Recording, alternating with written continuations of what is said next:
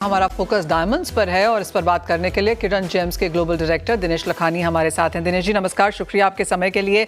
और काफ़ी सारे इवेंट्स रहे हैं और मुश्किल है आपको पकड़ पाना, पर बहुत शुक्रिया आपके समय के लिए। आज जिस तरह से हमने यहाँ पर मूव्स होते हुए देखे हैं, लुआंडा एकॉर्ड एक सबसे बड़ी कॉन्वर्सेशन के तौर पर उभरा है। जिस तरह से सभी डायमंड प्रोड्यूसिंग कंट्रीज साथ में आई हैं, 1% अपने मुनाफे का यहाँ पर देंगी। एक रीग्रुपिंग देख रहे हैं हम natural diamond as a sector की तरफ से। Yes, thank you Manisha ji. आपने नो डाउट थोड़ा बिजी शेड्यूलिंग था वेगास से लेके सब कुछ, लेकिन जो लुआंडा जो आप माइनर जो प्रोड्यूसर है वो साथ मिलके एक नेचुरल डायमंड को ग्लोबली मार्केटिंग प्रॉपर करने के लिए 1% कंट्रीब्यूशन दे रहा है। मैं आज प्राउडली फील कर सकता हूँ ऐसे नेचुरल डायमंड मर्चेंटाइज कि उसमें जो होने वाला है, तो जो मार्केटिंग आज के यूथ को, मतलब आज इंडिया में देखो तो मैं प्राउडली फील करके बोल सकता हूँ, जो इंडिया में जो टेक्नीशियन जो थे उसमें जो हम करके एक्सपोर्ट को बढ़ावा दे रहे, तो आज तो मेरे को जो हिसाब से मार्केटिंग इंडिया में हो रहा है, जो इंडिया में ग्रोथ दिख रही है नेचुरल डायमंड ज्वेलरी की, वो अनबिलीवेबल है। आज वो वर्ल्ड में सेकंड लार्जेस्ट मार्केट बन गया है इंडिया। तो ये जो सब रुझान जो दिख रहे, जो रिजल्ट दिख रहे, जो फिगर दिख रहे, उसके पीछे एक ही है, जो वर्ल्ड वाइड नेचुरल डायमंड का जो मार्केटिंग वे है वो उसने बहुत रफ्तार पकड़ा है। उसके लिए पूरा माइनर और मैं खास तौर पे ये मौके पे डी बियर्स ग्रुप को उसको धन्यवाद अदा करना चाहता हूं, क्योंकि लास्ट आईपीएल में आपने देखा होगा कि जो पूरे इंडिया में, पैन इंडिया में पूरा जो भी फीमेल एंकर थी, उसने सबने नेचुरल डायमंड ज्वेलरी पहन के जो मार्केटिंग, उसके बाद जो डिमांड का इम्पैक्ट जो हम लोग देख रहे हैं वो अनबिलीवेबल है।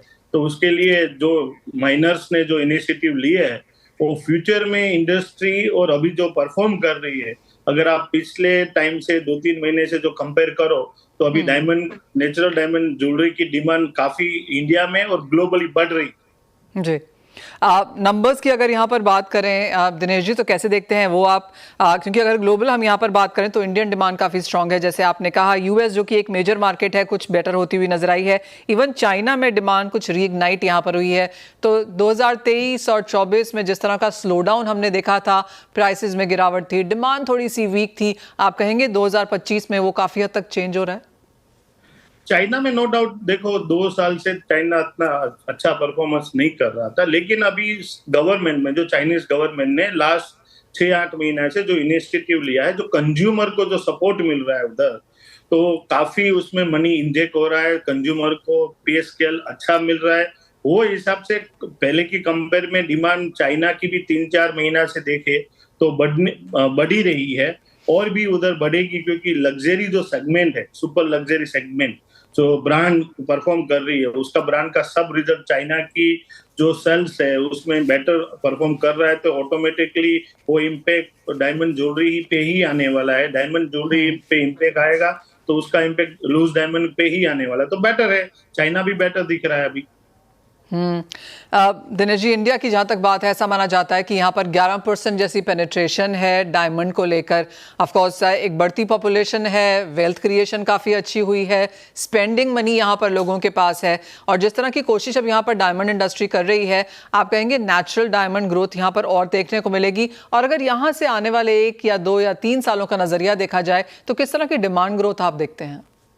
डायमंड के लिए अगर मैं इंडिया की बात करूं तो जितना भी बोलूं उतना कम है, क्योंकि हम लोग पहले एक्सपोर्ट को के ऊपर फोकस कर रहे थे, लेकिन काफी टाइम के बाद चाइना ने जो मतलब परफॉर्मेंस प्रॉपर नहीं आ रहा था, वो हिसाब से हम लोगों को इंडिया को इतना वो नजरिया से देखा ही नहीं था। लेकिन अभी जो हिसाब से यूथ है, जो यंग पॉपुलेशन इंडिया में है, और उसमें खास तौर पे मैं ह्यूमन एम्पावरमेंट की बात करूं, तो अभी जो वुमन है वो मतलब हाउस वाइफ या हाउस वुमन नहीं है, तो उसके हिसाब से जो वर्किंग वुमन हो गई है, और जो इंडियन जो अपने गवर्नमेंट की ओर से वुमन एम्पावरमेंट को जो बढ़ावा मिल रहा है और जो इनिशिएटिव गवर्नमेंट ले रही है, तो उसमें अभी वर्किंग वुमन की वजह से जो डेली की लाइट वेट ज्वेलरी है, वो उसका नेचुरल डायमंड पे इम्पैक्ट बहुत बढ़ रहा है। और मैं फ्यूचर इंडिया की बात करूं तो मेरे को ऐसा पर्सनली दिख रहा है कि 2030 में ये जो मार्केट अभी है उससे 2 गुना हो जाएगा, मिनिमम 2 गुना हो जाएगा। दिनेश जी, पिछले 2 सालों में जहां पर काफी सारी कंसर्न्स ग्लोबल मार्केट्स में रही हैं, लैब ग्रोन डायमंड्स का असर भी हमने यहां पर आता हुआ देखा। अब आपको लगता है थोड़ा सा सेटल हो रहा है, दो डिफरेंट पैरेलल बाजार हैं जो साथ में कोएग्जिस्ट कर सकते हैं?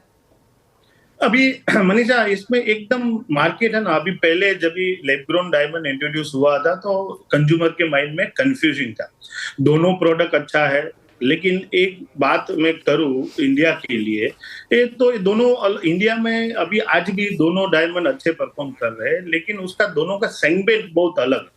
एक समझ लो, एक इनिशिएटिव के तौर पे बात करें जिसका एक चाहत वर्ग अलग है, जो नेचुरल डायमंड के ऊपर आज भी उसका माइंड बना हुआ है, वो वर्ग अलग है।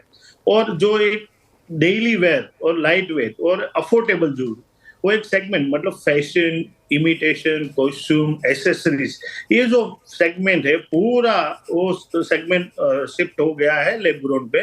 लेकिन जो लग्जरी सेगमेंट है उसमें नेचुरल डायमंड ने कंटिन्यू पकड़ बनाई रखी है। और मेरे को ऐसा होप है कि वो दोनों सेगमेंट अलग काम कर रहे हैं, उसको राइट वे से प्रेजेंट नहीं हो रहा है, इसलिए कंज्यूमर कंफ्यूज हो रहा है। दिनेश जी, हमने जीआईए की तरफ से वो एक पहल आते हुए देखी जहां पर उन्होंने कहा कि दोनों डायमंड्स को अब सर्टिफाई करने का तरीका बदला गया है। क्या ये इसी अवेयरनेस क्रिएट करने के तहत है? नहीं, अवेयरनेस नहीं। आज जो प्रोडक्ट लाइन की जो कॉस्ट होती है, कोई भी प्रोडक्ट की कॉस्ट के ऊपर पर्टिकुलर एक्सपेंस उसके ऊपर बेयर होता है कि नहीं होता है, उसके बेसिस पे कोई भी लैब उसके ऊपर डिसीजन लेती है। आज जो वैल्यूएशन के हिसाब से देखो तो काफी इम्पैक्ट आया है, तो वो हिसाब से आज कंज्यूमर भी वो बेयर नहीं कर पा रहा है, तो वो वजह से कोई पर्टिकुलर लैब ने उसके ऊपर डिसीजन लिया होगा। लेकिन आई डोंट थिंक सो वो पर्टिकुलर डिसीजन कंज्यूमर के लिए कोई इम्पैक्ट ला सकता है। और जो वैल्यूएबल गुड्स है या जो सुपर लग्जरी सेगमेंट में जो नेचुरल डायमंड काम कर रहा है, उसमें एक पर्टिकुलर वॉल्यूम की वजह से जो पर्टिकुलर स्टोन का वैल्यू बहुत हाई रहता है, तो उसके लिए क्रॉस कंफर्मेशन और ट्रस्ट बिल्ड के लिए, और जो आप एथिकली जो चीज ले रहे हो उसके लिए सर्टिफिकेशन जरूरी है। तो वो सेगमेंट के ऊपर डिपेंड। आज समझ लो कोई भी चीज आप वैल्यूएबल खरीदने जाओ तो उसके लिए आपको सर्टिफिकेट लेना जरूरी है, लेकिन एक समझ लो सेगमेंट पे जब भी आप काम कर रहे हो तो लो सेगमेंट पे वो सर्टिफिकेट का इतना मायने नहीं रखता है, वो वजह से किया होगा। दिनेश जी, अगर इंडियन मार्केट की यहाँ पर बात करें, और जैसे आपने क्वाइट राइटली कहा लग्जरी सेगमेंट है, लेकिन अब यहाँ पर अफोर्डेबल डायमंड्स भी हैं, स्मॉलर पॉइंटर्स भी अब यहाँ पर लोग खरीदने लगे हैं just to own a diamond, कि हमारे पास भी डायमंड है, वो एस्पिरेशन यहाँ पर है। तो इंडियन मार्केट्स में अगर फिलहाल यहाँ पर देखें, कौन सा कैरेटेजेस यहाँ पर बेहतर करता हुआ नजर आ रहा है? इसमें मनीषा, इंडिया मार्केट हमेशा स्मॉल साइजेस ने डेली वेयर पे, और जो आपने बोला डायमंड मतलब एक्सप्रेशन है, लव है, एक हेरिटेंस है, एक लग्जरी सेगमेंट है, रेड सेगमेंट है, एसेट है, वो बेस से नेचुरल डायमंड हमेशा Indian consumer compare to world के साथ बात करो तो वेरी स्मार्ट है। वो सामने रिटर्न वैल्यू देखता है, तो वो हिसाब से जो पतले जो स्मॉल साइजेस है, हमारे में बोला जाता है, मतलब डायमंड इंडस्ट्री की जो लैंग्वेज है, मतलब 2 पॉइंटर्स बिलो, वो एक बहुत अच्छा सेगमेंट इंडिया में चल रहा है। और दूसरा जो 1 कैरेट प्लस, वो दोनों सेगमेंट बीच का पॉइंटर्स गुड्स है, उसमें इंडिया इतना परफॉर्म नहीं कर रहा है। लेकिन अगर पर्टिकुलर कैरेट प्लस की बात करें तो इंडिया भी अच्छा परफॉर्म कर रहा है। और स्मॉल साइजेस की बात करें, एक डिजाइन एलिमेंट उसमें ऐड होता है, वो हिसाब से इंडिया को, मतलब ट्रेडिशन वैसे तो जो ज्वेलरी जो चल रही है उसमें एक पतले माल का जो 2 पॉइंटर्स बिलो जो साइजेस है उसमें वो स्टड करना जरूरी है, तो डिजाइन एलिमेंट के हिसाब से वो माल इंडिया में ज्यादा चलता है। दिनेश जी, आप वर्ल्ड के सबसे बड़े डायमंड मैन्युफैक्चरर हैं यहाँ पर। अब किरण जेम्स का आगे जाकर 2025-26 के लिहाज से आपने कोई स्ट्रैटेजी बनाई होगी, वो क्या है? आज हम लोग बिलो 2 कैरेट्स हम लोग वर्ल्ड लीडर है एज ए मैन्युफैक्चरर। हमारा नेक्स्ट टारगेट है कि हमारा जो प्रोडक्ट लाइन है वर्ल्ड में, आज 2 कैरेट से 5 कैरेट की डायमंड की डिमांड बहुत अच्छी है। आज वर्ल्ड में जो इकोनॉमी अभी स्टेबल हो गई है, और जो आप बात करो तो जियोपॉलिटिकल ये जो सिनारियो था वो भी एक स्टेबल हो गया, वो हिसाब से हम लोग को अभी और कॉन्फिडेंस इंडस्ट्री की ओर से और हमारी कंपनी को दोनों को कॉन्फिडेंस आ गया है। तो हमारा नेक्स्ट 2 साल में हम लोग हमारा प्रोडक्ट लाइन आगे मतलब बिलो 5 कैरेट तक एक वर्ल्ड लीडर बनने की ट्राई कर रहे हैं। तो अभी नेक्स्ट हमारा फोकस है कि 2 कैरेट से 5 कैरेट के डायमंड में जो कंपनी को अगर और आगे ग्रोथ चाहिए तो वो लाइफ का प्रोडक्ट लाइन हमको ऐड करना जरूरी है, तो उसके ऊपर हम लोग वर्क कर रहे हैं। और दूसरी रही बात, हम लोग एज ए किरण ऑलवेज कुछ इंडस्ट्री को नया, कुछ डे बाय डे नया प्रदान ही कर रहे हैं। आप देखते होंगे हमारा कैंपेन चल रहा है, उसमें इंडस्ट्री की ओर से जीपीजीसी, बाय और डायमंड, बीवाईडीएस, ये सब बहुत नया नया एक इनोवेटिव आइडियाज और प्रमोशनल हम लोग चलाते रहते, जो हिसाब से इंडस्ट्री को भी एक ग्रोथ पावर मिले और हम लोग जो भी काम कर रहे हैं उसमें भी हम लोग को एक काम करने का और बढ़ावा मिले। वो एंगल से कुछ ना कुछ इंडिया और इंडस्ट्री और कंपनी को बेटर देने की ट्राई कर रहे हैं। वो हिसाब से innovative plan day by day करते रहेंगे। हाँ वेल एब्सोल्युटली दिनेश जी, काफ़ी सारे वो इनोवेटिव प्लान्स हैं, कैंपेन्स हैं जो हमने यहाँ पर 2025 की शुरुआत से ही आते हुए देखे हैं। और जैसे आपने कहा, रोज़ाना हर महीने यहाँ पर कुछ नया नया डायमंड इंडस्ट्री कर रही है और आप वहाँ पर काफ़ी हद तक लीड लेते हुए नजर भी आए हैं।